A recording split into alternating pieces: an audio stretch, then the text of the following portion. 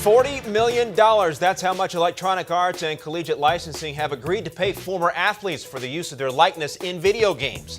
The settlement agreed to on Friday brings one aspect of the Ed O'Bannon case to a close. And here to bring us up to speed is sports business insider Kristi Dosh. And Kristi, what does this amount to for athletes, both financially and in the bigger picture?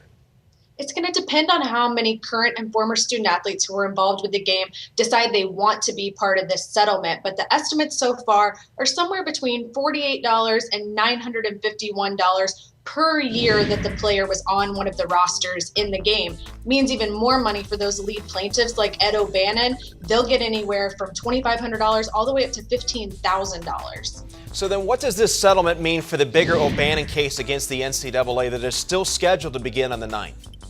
So EA and CLC both essentially took themselves out of that case by this settlement. That to me means that the evidence here was strong enough that they didn't feel like it was worth the money to continue to trial. That same evidence will be presented against the NCAA starting next week. So I think that this could really hurt the NCAA.